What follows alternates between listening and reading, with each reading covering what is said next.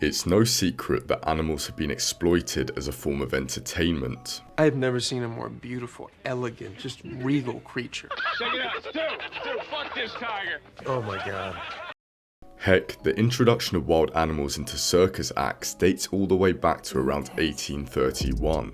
Whether it be elephants balancing in seemingly impossible positions while spinning, or tigers jumping through hoops of fire, the controversial practice has drawn the eyes of millions throughout the ages.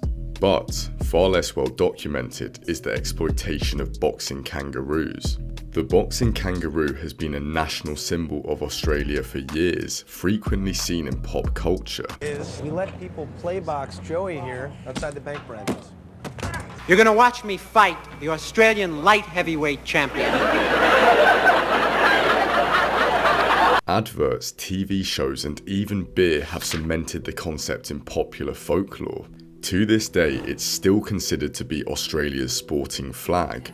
The concept originated from the animal's defensive behaviour, which saw it taking a stance which emulated boxers, before using its forelegs to hold an attacker in place, whilst using the claws on its hind legs to kick and slash.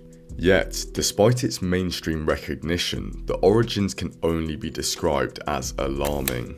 The first recorded instance of a boxing kangaroo was in 1820, when a group of Australian sailors brought a kangaroo to England. Dubbed as Jack, the kangaroo was taught to box and performed in various shows. As the trend gained popularity, it spread to other countries like the US, with boxing kangaroos becoming a common attraction in circuses. People were fascinated by the spectacle of a kangaroo boxing a human or another kangaroo. In fact, both the Germans and British took advantage of the trend, using it as the subject matter in some of the first ever silent films. Although this may seem bizarre to us modern viewers, the video on YouTube of a guy punching a kangaroo in 2016 literally has 90 million views. That AdSense sum is looking tasty. But the popularity came at a price. Many trainers began to use cruel methods to garner more extreme reactions from the kangaroos, starving them or even beating them heavily to ensure they'd put up a stauncher fight. Kangaroos would be forced to fight in uncomfortable and dangerous conditions, stuffed into small cages and arenas before being bludgeoned to death.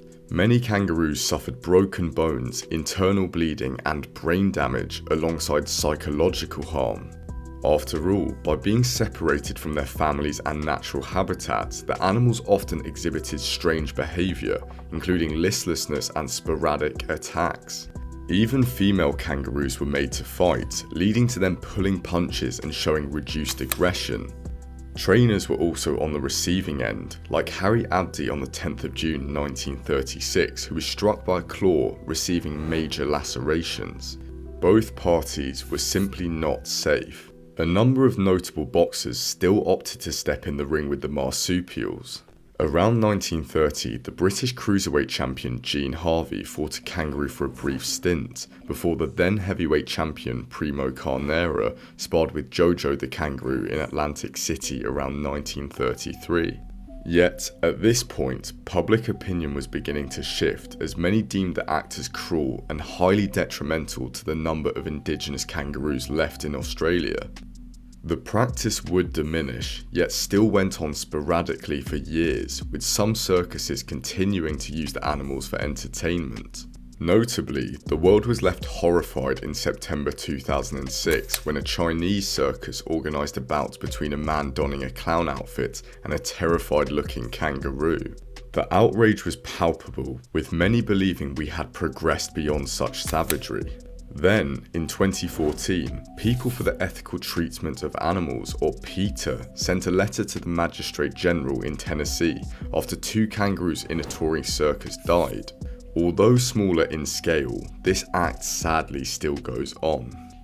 If you search the topic nowadays, you are mainly confronted with forum debates over whether Mike Tyson would better a kangaroo in a boxing match. After trawling through the comments, the debate seems to be fairly evenly split. I personally think that Tyson would get horrifically scratched and possibly even cut open by the kangaroo's legs, but would ultimately still win the fight due to the power of his punching, alongside the fact that the kangaroo doesn't actually know it's effectively in a fight to the death. But here's what the main man himself had to say. But this is what I'm saying, Mike, do you think you could take a kangaroo? I don't think it'd be necessary for me to try. What's the purpose of it? Just to see who's the better species. I'm not interested in that. Okay. There's a lot of money's involved. With this in mind, I'd much rather the boxing kangaroo concept became consigned to harmless debate and speculation as opposed to being put into practice. Consequently, let's start a discussion in the comments. Who would win between a prime Mike Tyson and a red kangaroo, bearing in mind that these are the largest species, sometimes growing to 2 meters in height and weighing up to 90 kilograms. I'm interested to hear your thoughts. I know this was a slightly unique video compared to my normal stuff, but I'll be bringing out some sizable projects soon, so stay tuned for that. Thanks for watching, and I'll see you in the next video. Cheers.